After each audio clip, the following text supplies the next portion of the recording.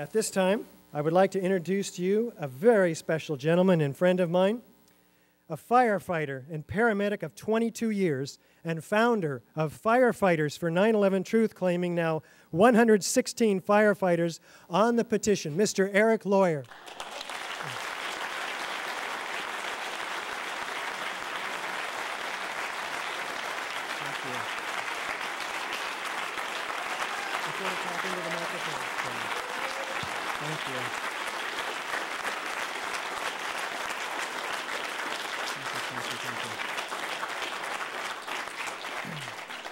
Thank you very much. And like Richard said, my name is Erik Lawyer, and I founded the Firefighters for 9/11 Truth after I watched Richard in one of his presentations, and I realized that something more had to be done.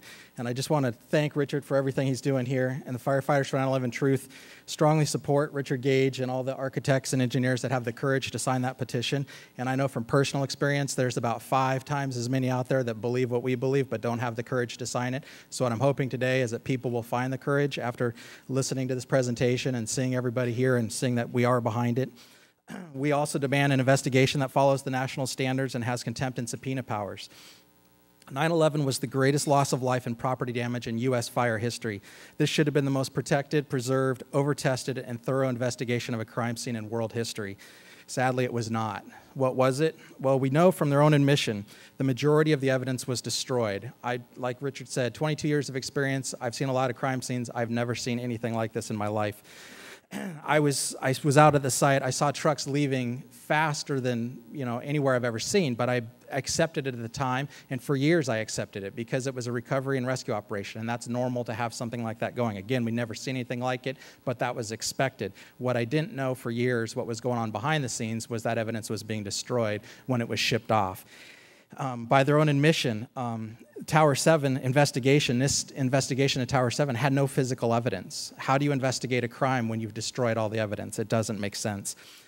They also admit that they refused to test the explosives or to test for explosives or residue of thermite. Now, this is what I'm going to go into here just real quickly, is there are national standards for an investigation. That's what all of us are asking for, an investigation that follows national standards and holds people accountable. This manual right here, just so you can see it, is what we'd call the kind of the Fire Investigation 101. This is the most basic fire investigation manual there. This is for the 2001 edition. This is what should have been referred to, at least. It doesn't have to be followed exactly, but it should have been used as a guideline for the investigation. I'm just going to cover a few of the things that are in here. So NIST violated, and the initial investigators that did not protect the scene violated the most basic of the guidelines. And I'm going to cover 5 of them here. One is the NFPA 9.3.6. It covers spoliation of evidence. Specifically what it reads is, once evidence has been removed from the scene, it should be maintained and not destroyed or altered until the investigation is complete. The steel was melted down prior to the investigation. We know that from their own admission. This is no conspiracy theory stuff. 19.2.4, exotic accelerants. If on the scene you find melted steel or concrete, you should consider the use of exotic accelerants. And they specifically say in the manual, thermite mixtures produce exceedingly hot fires that can account for melted steel and concrete. That also says they leave residues that can be tested for visually and chemically identifiable. Again, they did not test for it. And just put it in perspective, on a routine house fire, if we suspect even the slightest use of an accelerant, we're going to test for it when there's no fatalities, when there's very little property damage. So to not do it on this, there is absolutely no excuse. I can't drive that point home enough. 18.15 is analyze fuel source. All available fuel sources should be considered and eliminated until one fuel can be identified as meeting all the physical damage criteria. For example, if you find pulverized concrete, which we all know there was in all 3 buildings, there was pulverized concrete, the only fuels that can create seeded explosions should be considered. So they shouldn't be considering fires. They shouldn't be doing that. It doesn't account for pulverized concrete. They should only be considering exotic accelerants and explosives. 19.4.8.2.6, extremism. The terrorist may include fire as but one of a variety of weapons along with explosives used in furthering his or her goal. We know they used them in '93. Why would we not test for them now? There was reports that day, multiple reports, which I'll get into here in a second. So they could have put them in the basement. How do we know that unless we test for it? I mean, even if it is the terrorists that they claim they are, we need to test this. 14.3, preservation of the fire scene and physical evidence. We find the following: the cause of a fire explosion is not known until near the end of the investigation. The entire fire scene should be considered physical evidence and should be protected and preserved. It's just over and over. There's so many. You can go to our website, the Firefighters for 9/11 Truth. We have many more of these actual chapters that cover what they should have done that they did not do.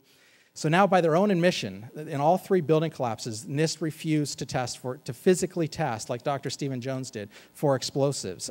This is just unbelievable. And here are their excuses, and I quote, "It is unlikely that 100 pounds of thermite or more could have been carried into World Trade Center 7 and placed around columns without being detected, either prior to September 11th or during that day." So again, I've been on a lot of fire scenes, and I've seen a lot of investigations, and why would we not test because something's hard to do? That's the exact reason you need to investigate it. If that was hard to do, we need to find out how they did it.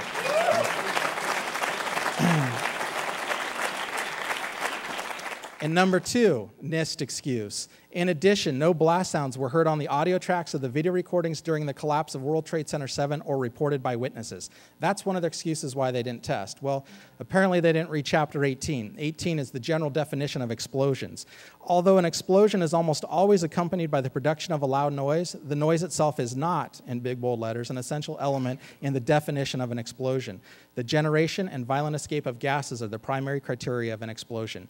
So that alone says they should have tested for it. But then we also, NIST has lied, and we can prove it. As soon as the new investigation happens, the evidence is out there for you to see right now. We have 118 first responders who reported explosions. We have the radio transmissions from FDNY members that are still recorded today that reported explosions. We have audio recordings. We have video recordings. I've personally talked to witnesses that heard them. So there's nothing short of saying they lied, and they need to be held accountable.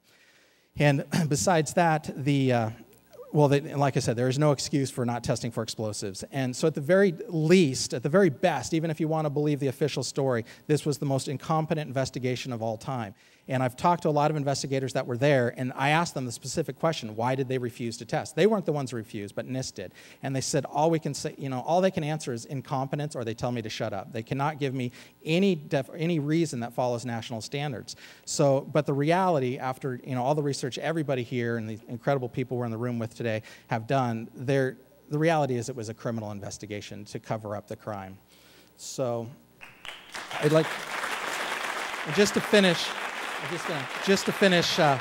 I'd like to read a quote. This is from a retired decorated FDNY lieutenant. Anyone who knows the fire service, he is a stud. He worked on Ladder Company 26, Rescue Company 3, Rescue Company 1 in his career. Anyone who knows, those are amazing companies. Here's his comment. Trade Tower 7 by itself is the smoking gun. Not hit by an aircraft with only a few relatively small fires, it came down in a classic crimp and implosion, something only very precise demolitions can accomplish, which takes days, if not weeks, to prepare. The 9/11 Commission didn't even mention it, and FEMA actually stated they didn't know why it collapsed and left it at that. Brothers, I know that the above implications are hard, almost unthinkable, but the official explanation is utter nonsense, and 343 of our murdered brothers are crying out for justice. Yeah. Thank you. Thank you very much.